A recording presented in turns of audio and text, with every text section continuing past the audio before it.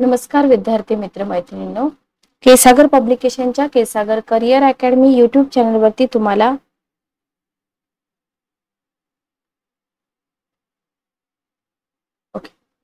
तुमचं पुन्हा एकदा स्वागत आहे. राज्यसेवा पूर्व परीक्षा आणि संयुक्त पूर्व परीक्षेसाठी आपण इथे लेक्चर सिरीज कंडक्ट करत आहोत केसागर पब्लिकेशन तर्फे. एक्झाम डेट तुमच्या जवळ येत आहेत. बऱ्याच सब्जेक्टचे सेशन आपण इथे कंडक्ट करत आहोत. 2025 साठी पण आपण कंडक्ट करत आहोत. तर आजचं जे सेशन आहे, आजचं सेशन एका स्पेसिफिक बुक मधून आपण घेतोय, जे तुमच्यासाठी खूप इम्पॉर्टंट आहे. तुमच्यापैकी बऱ्याच विद्यार्थ्यांनी घेतला असेल पुस्तक, काही विद्यार्थ्यांनी घेतलं पण असेल, पण घेतलं नसेल तर नक्की घ्या. आधुनिक भारताचा इतिहास वस्तुनिष्ठ स्वरूपामध्ये व्ही पाटील सरांचं बुक आहे. खूप चांगलं पुस्तक आहे. शक्यतो तर याच्या बाहेर क्वेश्चन जात नाहीत. या पुस्तकातून आपण काही उठाव वगैरे असतं ज्याच्यावरती आयोग कायम क्वेश्चन विचारतो, तर त्याच्यावरती क्वेश्चन घेणार आहोत. क्वेश्चन क्वालिटी आयोगाच्याच लेवलची आहे. जेव्हा तुम्ही क्वेश्चन सॉल्व्ह कराल तेव्हा तुमच्या लक्षात येईल. ठीक आहे, ओके. चला तर आपण स्टार्ट करूया. जस्ट एक मिनिट थांबा. 1857चा उठाव, याच्याशी रिलेटेड खूप सारे क्वेश्चन पुस्तकामध्ये मिळतात. काही स्पेसिफिक क्वेश्चन मी तुम्हाला इथे घेत आहे. एकच मिनिट थांबा. ओके, चला पहिला क्वेश्चन बघा. सिलेक्टेड क्वेश्चन मी घेतलेले आहे तिथं. फर्स्ट क्वेश्चन तुम्हाला इथं दिलेला आहे 18 नंबरचा. 1857च्या उठावास निमित्त मात्र ठरलेली किंवा तत्कालिक कारण ठरलेली घटना म्हणून पुढीलपैकी कोणत्या घटनेचा उल्लेख करता येईल? ठीक आहे, ओके. खूप चांगले क्वेश्चन आहे. त्याच्यामधून तुमची बऱ्याच क्वेश्चनची तयारी होऊन जाईल. भारतीय सैनिकांनी युद्धासाठी ब्रह्मदेशात जावे म्हणून त्यांच्यावर सक्ती करण्यात आली. तत्कालिक कारण विचारले तुम्हाला. ठीक आहे, ओके. झाशी संस्थान खालसा झाल्याची बातमी सैन्यात पसरल्याने भारतीय सैनिकांमध्ये असंतोष निर्माण झाला. ख्रिस्ती मिशनरांनी धर्मप्रसाराच्या बाबतीत हिंदूवर सक्ती चालवली असल्याच्या बातमीने हिंदी सैनिक संतापून उठले होते.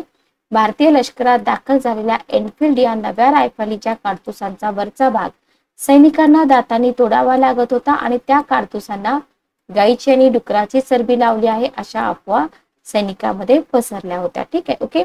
तर आपल्याला तत्कालिक कारण माहित आहे. हे आहे तत्कालिक कारण. तुम्हाला कारण बरीच विचारली जातात. आर्थिक असतील किंवा राजकीय असतील, धार्मिक असतील, अशा प्रकारे सगळी कारणं आपल्याला इथे विचारली जाऊ शकतात. चला नेक्स्ट क्वेश्चन आपण इथं घेऊया. नेक्स्ट क्वेश्चन आहे आपला 20 नंबरचा क्वेश्चन बघा. 1857च्या उठावास पुढीलपैकी कोणत्या गोष्टी कारणीभूत झाल्या होत्या? ठीक आहे, ओके. पहिलं सेंटेन्स आहे, लॉर्ड डलहौसी याने इनाम आणि जमिनी वतने यांची चौकशी करून ती जप्त करण्याचं धोरण अवलंबलं होतं. इंग्रजी राज्यकर्त्यांच्या आर्थिक नीतीमुळे भारतातील हस्तव्यवसाय संकटात आला होता आणि हजारो कारागीर देशोधडीला लागले होते. ब्रिटिश सरकारच्या जमीन महसुलाची नवी व्यवस्था, ज्याच्यामुळे सर्वसामान्य शेतकरी आणि कुळे यांचे मोठ्या प्रमाणावर आर्थिक शोषण झाले होते. ब्रिटिशांच्या वस्तारवादी धोरणामुळे भारतीय संस्थानिकांचे असंतोष निर्माण होऊन ते त्यांच्या विरोधात गेले होते. ठीक आहे, ओके. इथे ब्रिटिशांच्या करा, ते ब्रिटिशांच्या विरोधात गेले होते. ठीक आहे, काय येईल उत्तर बघा. क्वेश्चन आपल्याला माहिती आहे की ह्या सगळ्या घटना घडल्या होत्या 1857च्या आधी, बरोबर. हे इनाम वगैरे हे आपण वाचलेलं असतं. आर्थिक नीती तर आपण सुरुवातीपासून वाचतो, बरोबर. रयतवारी, महालवारी, मौजेवारी या पद्धती असतील. मग हे विस्तारवादी डलहौसीचं विस्तारवादी धोरण जे होतं ना, त्याच्यामुळे संस्थानिकांमध्ये असंतोष निर्माण झाला होता. तर ह्या सगळ्या गोष्टी डायरेक्ट इनडायरेक्ट 1857च्या उठावाला कारणीभूत होत्या. ठीक आहे, ओके. नेक्स्ट बघा 21 नंबरचा क्वेश्चन. सन 1857च्या फेब्रुवारी महिन्याच्या 26 तारखेस डॅश डॅश येथील, इथे डॅश डॅश करा, माझ्याकडून राहिलेला आहे, डॅश डॅश येथील छावणीतील भारतीय सैनिकांनी नव्या काडतुसांचा वापर करण्यास नकार दिला आणि ते इंग्रज सरकार विरुद्ध बंड करून उठले. ठीक आहे, तुम्हाला छावणीचं नाव विचारले, बेहरामपूर, बराकपूर, मीरत आणि अलाहाबाद. काय आहे उत्तर? बराकपूर. ठीक आहे, बराकपूर छावणी जी होती ना, तर या बराकपूर छावणीतील भारतीय सैनिकांनी काय केलं होतं? नव्या काडतुसांचा वापर करायला नकार दिला होता. ठीक आहे, नेक्स्ट क्वेश्चन आहे, मंगल पांडे यांच्याविषयी पुढे दिलेल्या विधानांपैकी कोणती विधाने बरोबर आहेत? बघा इथं तुम्हाला विचारलं की तो बराकपूर या ठिकाणच्या छावणीतील शिपाई होता. 29 मार्च डेट चेक करायचे तुम्हाला. 1857 रोजी त्याने परेडच्या वेळी तिथं उपस्थित असलेल्या 3 इंग्रज अधिकाऱ्यांना गोळ्या झाडल्या. आत्महत्या करण्याचा प्रयत्न केला पण तो प्रयत्न अयशस्वी ठरला. इंग्रजांनी मंगल पांडेला अखेरीस फासावर चढवले. ठीक आहे, ओके. सगळं कंटेंट सोपं आहे, फक्त कशा प्रकारे क्वेश्चन विचारतात ते तुम्ही इथं समजून घ्या. उत्तर काय असेल आपलं? अ, ब आणि ड. ठीक आहे. एकच मिनिट थांबा, माझ्याकडनं काहीतरी मिसिंग झालेलं आहे. हा, 29 मार्च पासून जे सेंटेन्स आहे ना त्याला ब करा, म्हणजे आपलं उत्तर येईल अ, ब आणि ड. ठीक आहे, क तर आपलं आन्सर मध्ये नाहीये, लक्षात ठेवा. नेक्स्ट क्वेश्चन घ्या. 23 नंबरचा क्वेश्चन आहे, सन 1857च्या उठावात इंग्रज सरकारच्या सैन्याच्या अनेक छावण्यातील भारतीय सैनिक इंग्रजांविरुद्ध बंड करून उठले. खालीलपैकी कोणत्या ठिकाणच्या छावण्यात सैनिकांच्या बंडांचे लोण पोहोचले होते असं तुम्हाला विचारले. ठीक आहे. फर्स्ट आहे कानपूर, सेकंड आहे लखनौ, थर्ड आहे मद्रास आणि चौथा आहे बनारस. याच्यामध्ये जर आपण बघितलं तर आपला ऑप्शन जो मद्रासचा आहे ना, इथपर्यंत तरी लोन पोहोचलेलं नव्हतं, बरोबर. म्हणजे उत्तर काय येईल आपलं? अ, ब आणि ड. सगळा फॅक्च्युअल डाटा आहे, तुम्हाला व्यवस्थित लक्षात ठेवायचा आहे. कानपूर तर तुम्हाला माहिती आहे, बनारस तुम्हाला माहिती आहे, बरोबर. आता इथे मी म्हणणार नाही की इलिमिनेशन मेथड वापरा, माहिती पाहिजे बघा, माहिती असेल तर इलिमिनेशन मेथड वापरता येते. ठीक आहे, ओके. खालीलपैकी कोणती विधाने बरोबर आहेत? बघा तुम्हाला असे 4 लाईनर क्वेश्चन येतात, त्याच्यामध्ये 4 ते 5 फॅक्ट तुम्हाला चेक करायचे असतात. मेरठच्या घोडदळातील भारतीय सैनिकांनी 10 मे 1857, डेट चेक करा, 10 मे 1857 बरोबर आहे का? मेरठ चेक करा. अधिकाऱ्यांवर हल्ले केले, त्यांची हत्या केली. त्यांनी मेरठ मधील इंग्रज नागरिकांची कत्तल घडवून आणली. घोडदळातील भारतीय सैनिकांना पायदळातील भारतीय सैनिकांची पण साथ मिळाली. मेरठच्या बंडखोर सैनिकांनी नंतर दिल्लीच्या दिशेने कूच केली आणि पेशवा नानासाहेब यास हिंदुस्थानचा बादशाह म्हणून घोषित केले. ओके, तर या सगळ्या घटना बरोबर आहेत का चूक आहेत ते आपल्याला विचारलेलं आहे. तर इथं जर आपण बघितलं बघा, तर इथं थोडेसे उत्तर खालीवर झालेले आहेत. पहिला ऑप्शन आहे वरीलपैकी सर्व, दुसरा आहे अ, ब, क. तर हे बरोबर आहे, हेही बरोबर आहे, हेही बरोबर आहे, हे मात्र चुकीचं आहे. नानासाहेबांना हिंदुस्थानचा बादशाह म्हणून घोषित केलं का? बघा, हे सेंटेन्स चुकीचं आहे आपलं. जर तुम्ही 24 नंबरचा क्वेश्चन बघितला तर ड सेंटेन्स जे आहे ते आपलं चुकीचं आहे. बाकी 10 मे 1857 बरोबर आहे. नागरिकांची कत्तल घडवून आणली हेही बरोबर आहे. सैनिकांची साथ मिळाली हेही बरोबर आहे. फक्त चौथं सेंटेन्स चुकीचं आहे. नेक्स्ट क्वेश्चन बघा, अशा प्रकारचे क्वेश्चन तुम्हाला खूप चांगल्या क्वालिटीचे मिळतात पुस्तकामध्ये. इथे तुम्हाला जोड्या लावाचा क्वेश्चन आहे. मौलवी अब्दुल्लाह, त्याच्यानंतर तुम्हाला दिलेला आहे नानासाहेब. नानासाहेब वरून तुम्ही उत्तर काढू शकता का? प्रयत्न करू शकता नानासाहेब वरून उत्तर काढायचा. जर नानासाहेब वरून तुम्ही उत्तर काढलं तरी तुमचं उत्तर येणार नाही. इथं तुम्हाला ब साठी र ऑप्शन असलेले 3 पर्याय आहेत. ठीक आहे, ओके. मौलवी अब्दुल्लाह अयोध्या हे जे नेतृत्व वगैरे होतं ना, त्याच्यावरती क्वेश्चन आयोगाने वारंवार विचारलेले आहेत. ओके, याच्यावरून तुमचं आन्सर आलं असतं. मणिराज दिवान आसाम आणि नवाब हमीद अली खान दिल्ली. उत्तर आहे 2 नंबर. आता हे इलिमिनेशन मेथडनी येत नाहीत क्वेश्चनचे आन्सर कधी कधी, तर तिथं तुम्हाला व्हॅल्यू ऍडिशनल कंटेंट आयोगाकडून विचारलं जातं. ठीक आहे. नेक्स्ट बघा, 1857च्या उठावाशी संबंधित पुढीलपैकी कोण अखेरपर्यंत ब्रिटिशांच्या हाती लागले नाहीत किंवा युद्धात मारले गेले नाहीत? पहिला ऑप्शन आहे झाशीची राणी लक्ष्मीबाई, दुसरा आहे तात्या टोपे, तिसरा आहे नानासाहेब, चौदा आहे कुंवर सिंग. तर कोण होते जे अखेरपर्यंत ब्रिटिशांच्या हाती लागले नाहीत किंवा युद्धात मारले गेले नाहीत? आन्सर नंबर बघा, क्वेश्चन सोपे आहेत, आपल्याला माहिती शेवटपर्यंत कोण लागले नाहीत? तात्या टोपे, सॉरी नानासाहेब, बरोबर. नेपाळला पळून गेले होते हे. ओके, आणि कुंवर सिंग. तात्या टोपे आणि झाशीची राणी लक्ष्मीबाई यांना इलिमिनेट करून टाका, ब आणि ड. तर कंबाईनला वारंवार याच्यावरती क्वेश्चन विचारले जातात, लक्षात ठेवा. नेक्स्ट बघा, सन 1857च्या उठावाचा नेता नानासाहेब याच्या बाबतीत कोणती विधाने बरोबर आहेत? पेशवा दुसरा बाजीराव याचे सावत्र भाऊ होता. सैनिकांच्या मदतीने इंग्रजांना लखनौमधून हुसकावून लावले. त्याने कानपूर येथील ब्रिटिश सैन्याच्या तुकडीला शरणागतीनंतर सुखरूप बाहेर पडू दिले जाईल असं आश्वासन दिलं, परंतु नंतर त्या तुकडीची कत्तल केली.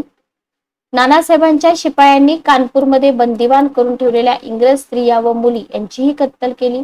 काय येईल उत्तर बघा, 27 नंबरचा क्वेश्चन आहे. थोडासा लेंदी क्वेश्चन आहे आपला. बघा, ब सेंटेन्स बरोबर आहे, क पण बरोबर आहे, ड पण बरोबर आहे, अ चुकीचा आहे. सिंपल, साधा सिंपल क्वेश्चन आहे, त्याच्यामुळे इथे काही अवघड नाहीये. ठीक आहे, ओके. नेक्स्ट बघा, तात्या टोपे हा नानासाहेबांचा अत्यंत इमानी विश्वासू सेवक होता. होता का? माहित पाहिजे ना आपल्याला, होता का नाही? होता, बरोबर आहे. म्हणजे अविधान बरोबर आहे. ओके, म्हणजे हा ऑप्शन तुमचा गेला, हा ऑप्शन गेला. ठीक आहे. त्याने 1857च्या उठावात इंग्रजांविरुद्ध जोरदार लढा दिला आणि तो अखेरपर्यंत इंग्रजांच्या हाती लागला नाही. ब चुकीचा, आता तर बघितलं ना आपण. Okay, clear. चला नेक्स्ट बघा, फाशीची शिक्षा दिली होती ना. 1857च्या बंडाच्या वेळी इंग्रजांनी याला अटक करून त्याच्यावर खटला भरला आणि पुढे त्याला ब्रह्मदेशात रंगून येथे हद्दपार करण्यात आले. 29 नंबरचा क्वेश्चन, काय येईल उत्तर बघा. ब्रह्मदेश रंगून म्हटलं की उत्तर काय येईल? तात्या टोपे तर नाही येणार, मौलवी अहमद शाह पण नाही येणार, बहादूर शाह येईल याचं उत्तर. काय येईल? बहादूर शाह. बघा, आता हे आपले रिव्हिजन लेक्चर आहे, त्याच्यामुळे मी थोडंसं फास्ट घेत आहे. Answer number 3 Bahadur Shah. ठीक आहे. नेक्स्ट क्वेश्चन बघा. नेक्स्ट क्वेश्चन आहे, 1857च्या उठावाच्या अपयशाचं एक कारण असं सांगितलं जातं की देशातील अनेक संस्थानिकांनी या उठावात इंग्रजांचीच बाजू घेतली होती. खालीलपैकी कोणते संस्थानिक उठावाच्या वेळी इंग्रजांशी एकनिष्ठ राहिले होते?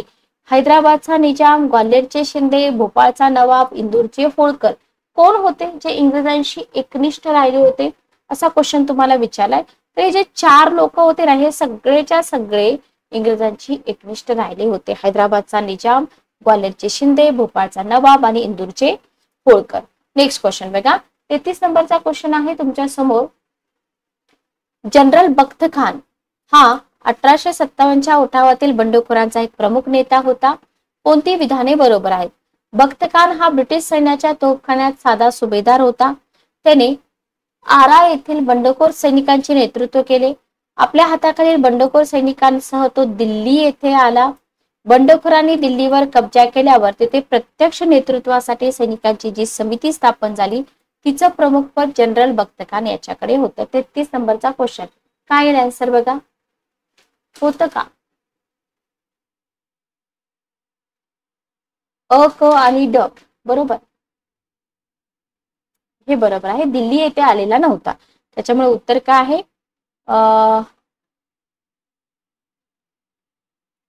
सॉरी, दिल्ली येथे आला होता, नेतृत्व केलेलं नव्हतं. बरोबर, अ, क आणि ड.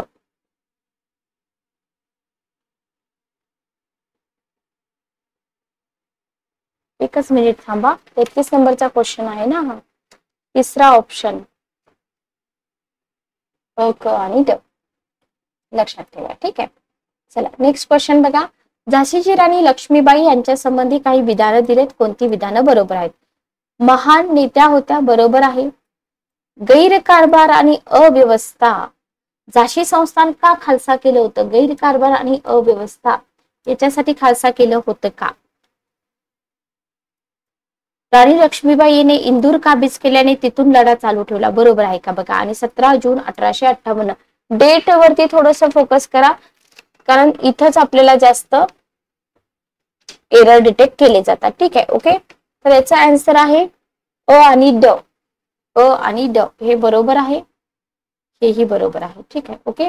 तर रिझन तुम्हाला माहित पाहिजेत की कोणत्या रिझनसाठी झाशी संस्थान खालसा केलं होतं, कमेंट बॉक्समध्ये मला सांगा. आणि कुठून लढा चालू ठेवला होता हेही तुम्ही मला सांगा. अशा क्वेश्चनचे आन्सर तुम्हाला फक्त आणि फक्त रेफरन्स बुक मध्येच मिळतात. जर तुम्ही चांगले रेफरन्स बुक वापरत नसाल तर मग तुम्हाला याचे आन्सर मिळणार नाहीत. ओके, नेक्स्ट क्वेश्चन बघा, पुढे तुम्हाला गटामध्ये 32 नंबरचा क्वेश्चन बघा, ब्रिटिश अधिकाऱ्यांची नावं दिलेत आणि ब गटात त्यांनी उठावात जिंकून घेतलेल्या ठिकाणांची नावं दिलेत आणि जोड्या लावायच्यात. Sir Hugh Rose, sir Colin Campbell, general John Nicholson आणि विल्यम टेलर. ठीक आहे, ओके. क्वेश्चन याच्यावरती पण आलेले आहेत. 32 नंबरचा क्वेश्चन आहे हा. आन्सर काय येईल आपलं? फ्यू रोज जर बघितले तुम्ही तर ते होते झाशी. याच्यावरून तुम्ही उत्तर काढू शकता का? दोन ऑप्शन इलिमिनेट होतील. ठीक आहे, ओके. सर कॉलिन कॅम्पेबल हे होते कानपूर या ठिकाणी. जनरल जॉन निकल्सन हे कुठे होते बघा? जनरल जॉन निकल्सन हे होते दिल्ली या ठिकाणी आणि विल्यम टेलर आरा या ठिकाणी. म्हणजे उत्तर आलं पहिला ऑप्शन. ठीक आहे, ओके, क्लिअर. नेक्स्ट क्वेश्चन बघा, 36 नंबरचा क्वेश्चन आहे. सन 1857च्या उठावाला स्वातंत्र्य युद्ध किंवा भारतीय स्वातंत्र्याचं युद्ध असं कोणी संबोधलं होतं? 36 नंबरचा क्वेश्चन. तर इथं बरेच लोक आहेत ज्यांनी 1857च्या उठावाला काही नावं दिली होती. कोणी निगेटिव्ह बोललं होतं, कोणी पॉझिटिव्ह बोललं होतं. तर याचा आन्सर काय येईल? न र फाटक येईल. ठीक आहे, ओके.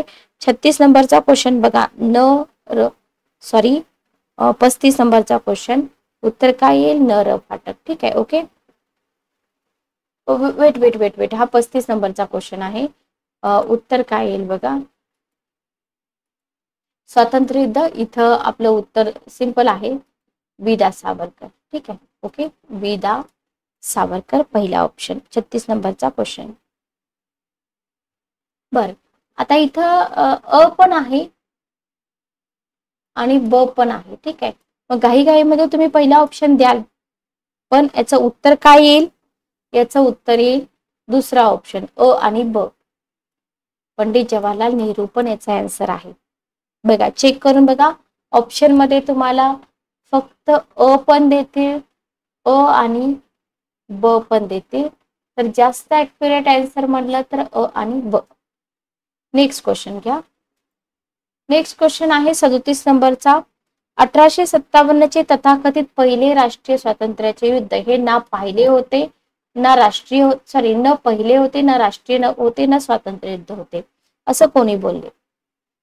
असं कोण बोलले असं आपल्याला इथं विचारलेलं आहे. 37 नंबरचा क्वेश्चन.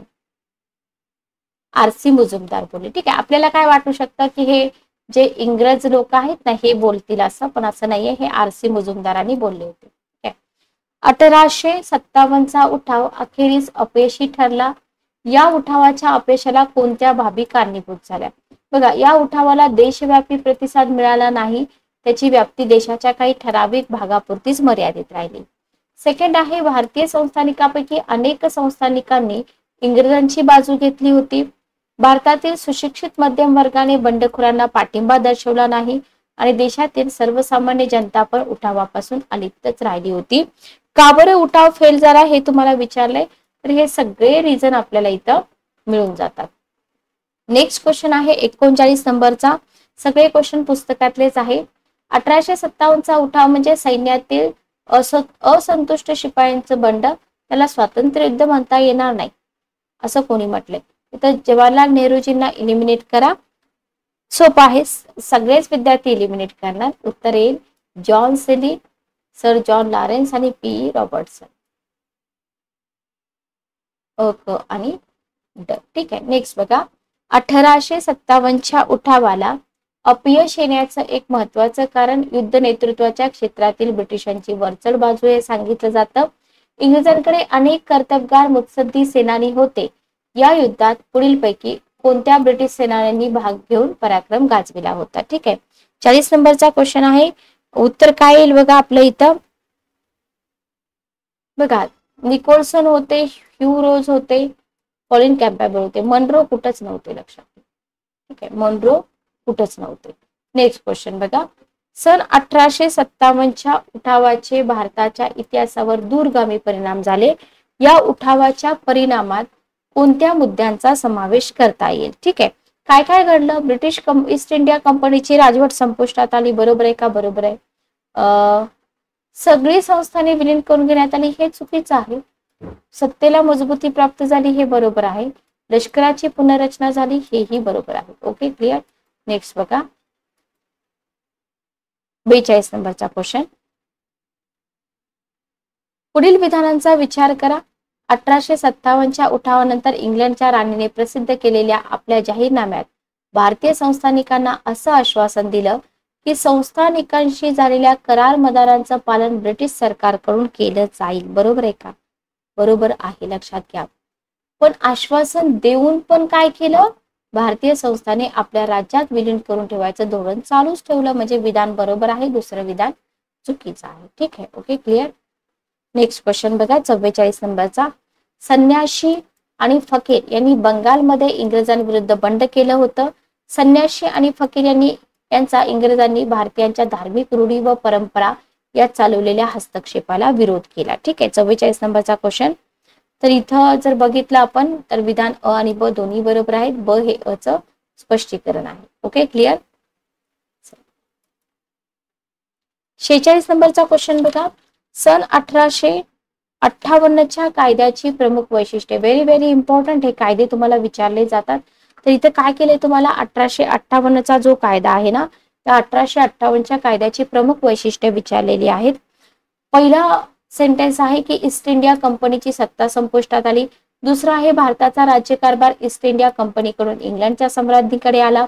तिसरं सेंटेन्स आहे कंपनीच्या राजवटीच्या काळात भारताच्या राज्यकारभारावर देखरेख आणि नियंत्रण ठेवण्यासाठी अस्तित्वात असलेल्या बोर्ड ऑफ कंट्रोल आणि बोर्ड ऑफ डायरेक्टर्स पैकी बोर्ड ऑफ कंट्रोल बरखास्त करण्यात आलं. फक्त बोर्ड ऑफ डायरेक्टर्स कायम ठेवण्यात आलं. ठीक आहे, कोर्ट ऑफ डायरेक्टर्स सॉरी. आणि भारताचा गव्हर्नर जनरल व्हाईसरॉय या नावाने ओळखला जाऊ लागला. सोपा क्वेश्चन आहे पण लेंदी आहे, त्याच्यामुळं आपल्याला वाचताना केअरफुली वाचावं लागतं. ठीक आहे, अ बरोबर आहे, ब पण बरोबर आहे, ड बरोबर आहे, हे चुकलेलं आहे. का चुकलंय कमेंट बॉक्स मध्ये सांगा मला. ठीक आहे, ओके. चला, 47 नंबरचा क्वेश्चन बघा. 1858च्या कायद्याने भारताच्या राज्यकारभारात फार मोठे फेरबदल करण्यात आले होते. त्यामध्ये कोणत्या बदलांचा समावेश होता?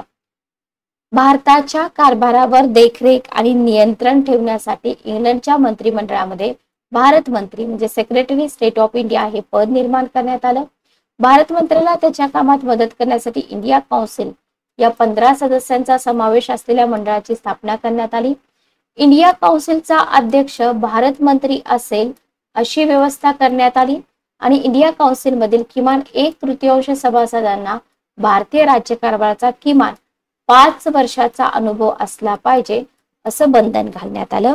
तर हा आहे 47 नंबरचा क्वेश्चन. याच्यामध्ये जर आपण बघितलं तर हे 5 वर्षाचा अनुभव वगैरे काही नाहीये. हे बरोबर आहे, भारत मंत्री, इंडिया काउन्सिल बरोबर आहे, इंडिया काउन्सिलचा अध्यक्ष भारत मंत्री बरोबर आहे. बरोबर, म्हणजे आपलं उत्तर काय आलं बघा, 47 नंबरचा क्वेश्चन पहिला ऑप्शन अ, ब आणि क. ड अशा प्रकारे कुठलंही बंधन घालण्यात आलेलं नव्हतं. 1858च्या कायद्यान्वये भारताचा गव्हर्नर जनरल यापुढे व्हाईसरॉय म्हणून ओळखला जाईल आणि डॅश डॅश हा भारताचा पहिला व्हाईसरॉय बनला. कोण होता पहिला व्हाईसरॉय? लॉर्ड कॅनिंग होता. लक्षात ठेवा. ठीक आहे, 1858चा कायदा पण लक्षात ठेवा. Okay, clear. नेक्स्ट बघा, 1858च्या कायद्या अन्वये भारताचा राज्यकारभार ईस्ट इंडिया कंपनीकडून इंग्लंडच्या सम्राज्ञीकडे आला आणि या बदलाच्या प्रसंगी इंग्लंडची सम्राज्ञी पुढीलपैकी कोण होती? 49 नंबरचा क्वेश्चन. एलिझाबेथ, मेरी द्वितीय, ॲन तृतीय, ॲन करायत आणि व्हिक्टोरिया. कोण होती? राणी व्हिक्टोरिया. ठीक आहे, ओके. चल, नेक्स्ट क्वेश्चन बघा. नेक्स्ट क्वेश्चन आहे 50 नंबरचा. राणीच्या जाहीरनाम्यावरती पूर्वी पण क्वेश्चन आपल्याला विचारला होता. सन 1858च्या राणीच्या जाहीरनाम्याच्या संदर्भात काही विधानं दिले, त्यातली कोणती विधानं बरोबर आहेत? जाहीरनामा जो होता तो इंग्लंडची सम्राज्ञी राणी व्हिक्टोरिया हिने प्रसिद्ध केला. बरोबर आहे का? व्हिक्टोरियानंच प्रसिद्ध केला होता का? बरोबर, बरोबर. 1 नोव्हेंबर 1858 बरोबर आहे का? बरोबर आहे. लॉर्ड कॅनिंग नवी दिल्ली, इथं बरोबर आहे का? नाही, अलाहाबाद येईल ना, वाचून दाखवला. आणि इथं मनात विश्वास निर्माण करणं हा उद्देश होता. हे बरोबर आहे. अ, ब आणि ड म्हणजे उत्तर आलं दुसरा ऑप्शन.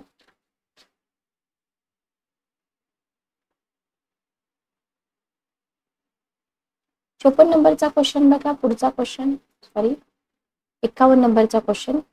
क्वेश्चन आहे, राणीच्या जाहीरनाम्यात कोणती आश्वासनं देण्यात आली? ठीक आहे. धार्मिक बाबतीत सरकार हस्तक्षेप करणार नाहीत, बरोबर आहे का? बरोबर आहे. नोकऱ्यामध्ये पंथ, वंश, धर्म भेदभाव केला जाणार नाही, बरोबर आहे का? बरोबर आहे.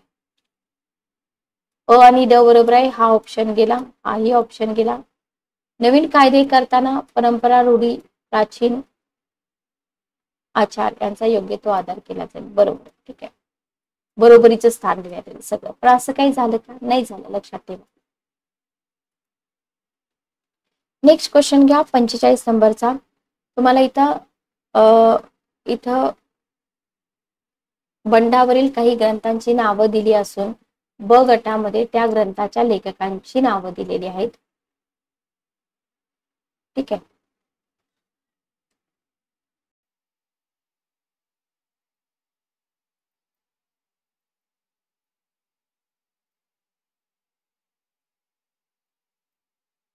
चला नेक्स्ट क्वेश्चन बघा. नेक्स्ट क्वेश्चन आहे आपल्या समोर. पुढे तुम्हाला अ गटामध्ये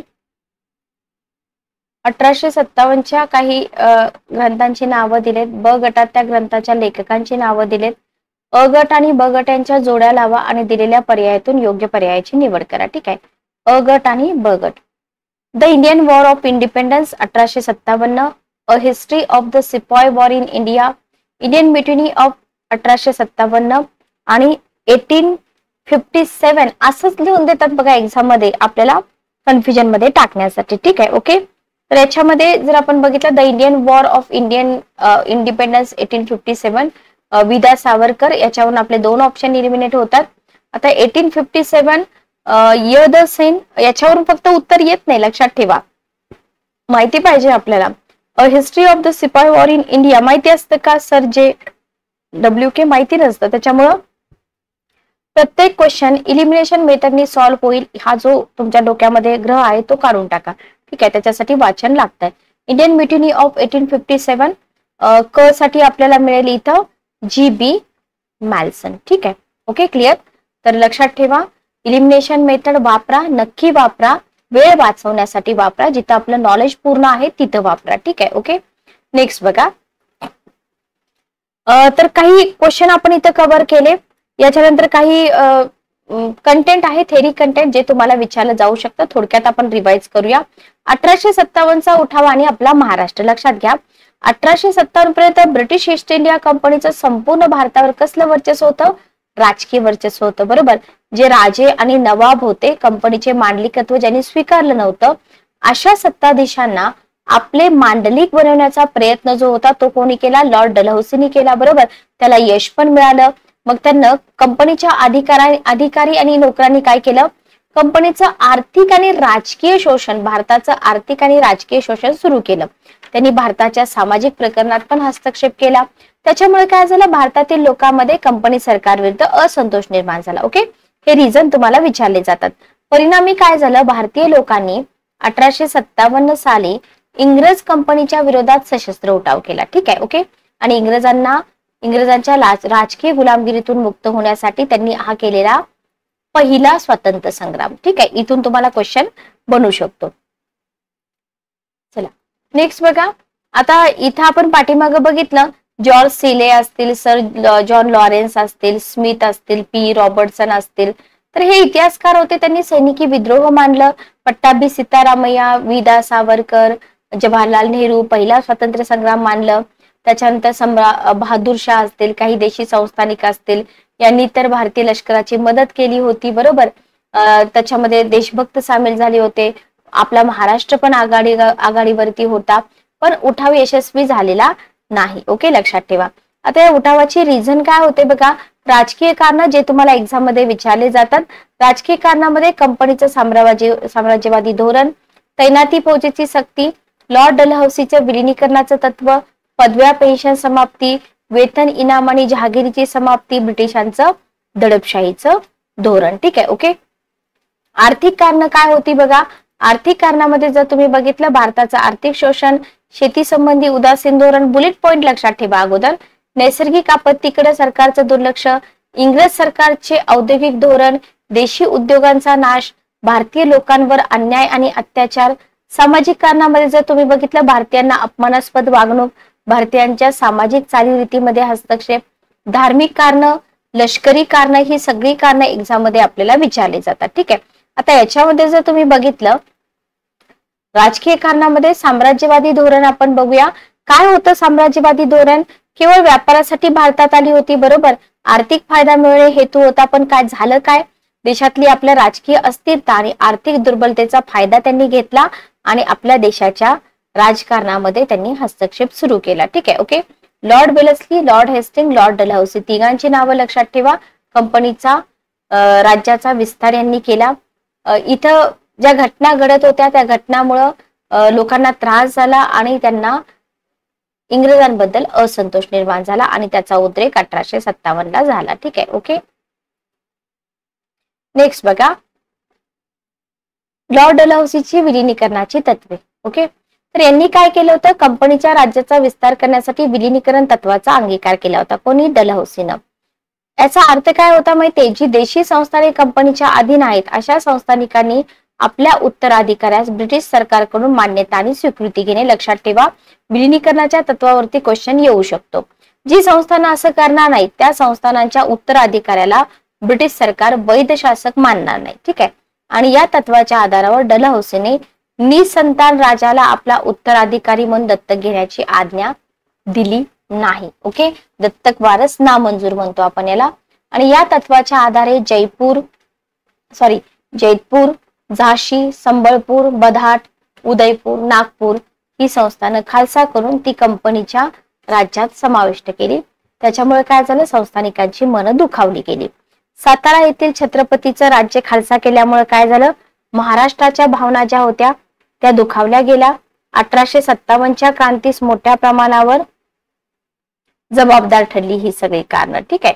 विलिनीकरणाचं तत्व व्यवस्थित लक्षात ठेवा. पदव्या आणि पेन्शन समाप्ती. डलहौसीने काय केलं? पदव्या आणि पेन्शन जे आहे ना तर या समाप्त केल्या आणि या राजांना जीवनातून उठवण्याचा प्रयत्न केला. सम्राट बहादूर शाह याच्यासोबत दुर्व्यवहार केला. बादशाह किताब काढून घेतला. पेन्शन रद्द केली. बहादूर शाहचे ज्येष्ठ पुत्र जवाबत खा याला युवराज म्हणून स्वीकारायला नकार दिला. 56 ला कंपनीने बहादूर शाहचे सर्वात कनिष्ठ पुत्र मिर्झा कोयास याला युवराज घोषित करून एक करार केला. मग मिर्झा कोयास हा शासक बनल्यावर स्वतःला बादशाह ऐवजी युवराज म्हणून घेईल.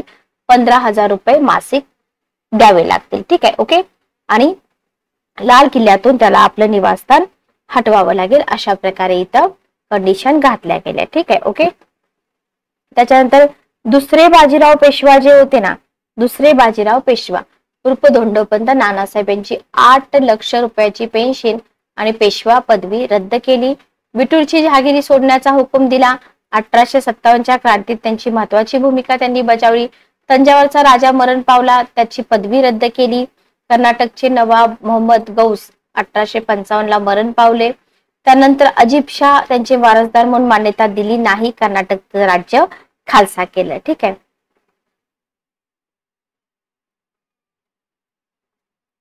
हैदराबादच्या निजामाकडे तैनाती फौजेची खंडणी थकली म्हणून काय केलं?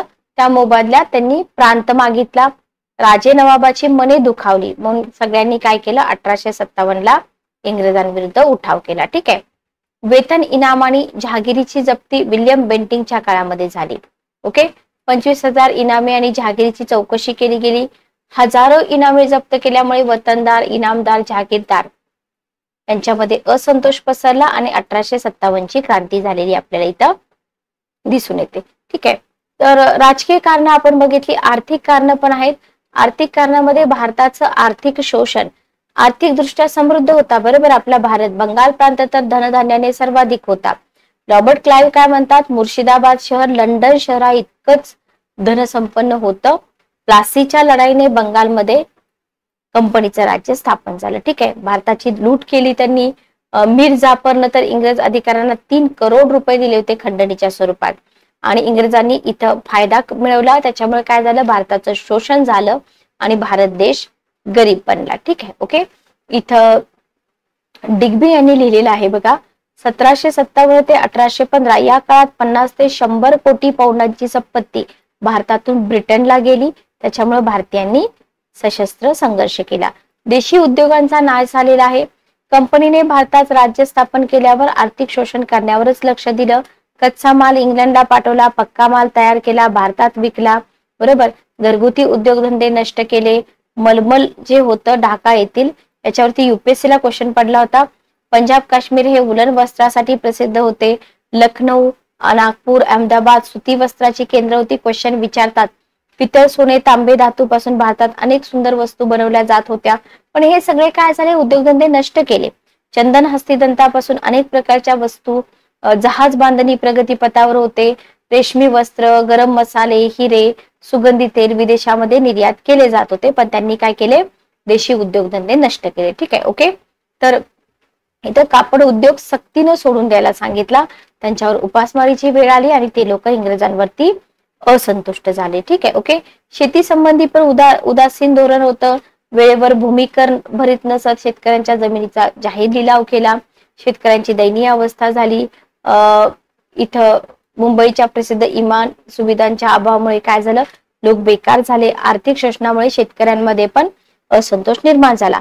मग इथं कायमधारा पद्धती असेल, दोष आढळले, महालवारी पद्धती असेल, याच्यामध्ये शेतकऱ्यांचं नुकसान झालं. ठीक आहे. ओके. उत्पादन कमी झालं. जमीनदार आणि कंपनी सरकार शेतकऱ्यांकडून भूमी कर मात्र घेतच होते. बरोबर. त्याच्यामुळे शेतकऱ्यांना कर्जबाजारी व्हावं लागलं. ओके. आणि याचा परिणाम झाला 1857च्या क्रांतीमध्ये. नैसर्गिक आपत्तीकडे कंपनीचं दुर्लक्ष. बघा, भारत कृषीप्रधान देश होता, नेहमी निसर्गावर अवलंबून होता, पण पाऊस जरी पडला नाही तरी सुद्धा इथं कंपनीनं पाण्याची सोय केली नाही. इवन ते जाऊ द्या, शेतकऱ्यांवरती जो शेतसारा होता तो लावलेला दिसतो.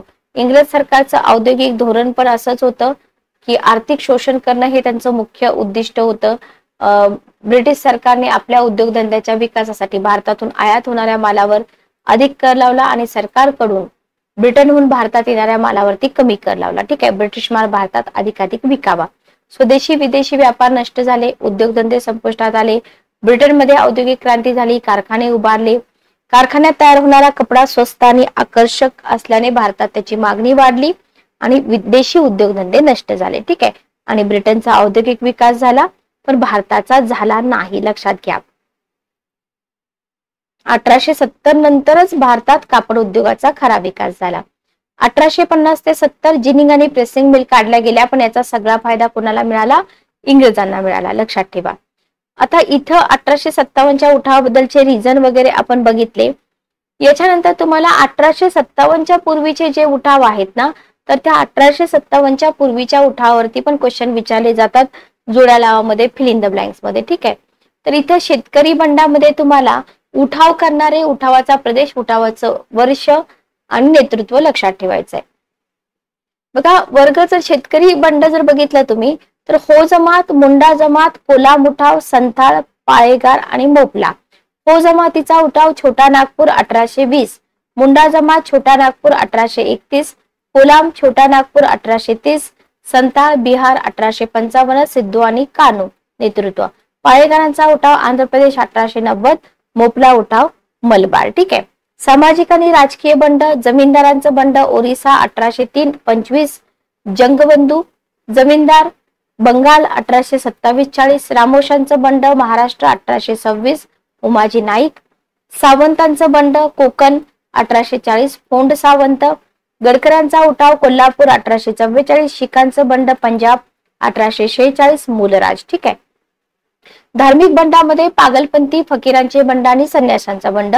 तिन्ही बंड बंगालमध्ये झालेले आहेत. पागलपंथीचे 1813, फकीर बंड 1855, संन्याशी 1763. पागलपंथी उठावाचं नेतृत्व केलं करमशहानी, फकीरांच्या बंडांचं नेतृत्व केलं मजनून शहानी. ठीक आहे. आदिवासी उठावामध्ये चुआर जमातीचा उठाव बंगाल 1768, जगन्नाथ धाल, गंगा नारायण. खासी जमात आसाम 1824, तीरथ सिंग. खोंड उठाव ओरिसा 1836, दोराई बिसा. भिल्ल उठाव खानदेश 1854, करजा सिंग. भिल्ल उठाव सातपुडा, शंकर शहा. ठीक आहे. लक्षात ठेवा. त्याच्यानंतर लष्करी उठावामध्ये 3 सैनिक बंड झालेले आहेत. एक बंड वेल्लोरला झालाय 1806 मध्ये, दुसरा बराकपूर छावणी 1824 मध्ये, तिसरा हैदराबाद सोलापूर छावणी 1839 मध्ये. आदिवासी भिल्लांचे उठाव खानदेश 1819 ते 1822, भिल्ल नाईक हरिभाऊ आणि नहाल भिल्ल लोहारा भिल्ल, नेतृत्व लक्षात ठेवा. आदिवासीमध्ये भिल्लांचे उठाव मराठवाडा, स्पेसिफिक आपल्या महाराष्ट्रातले, 1822 ते 1857 कोनारराव. ठीक आहे.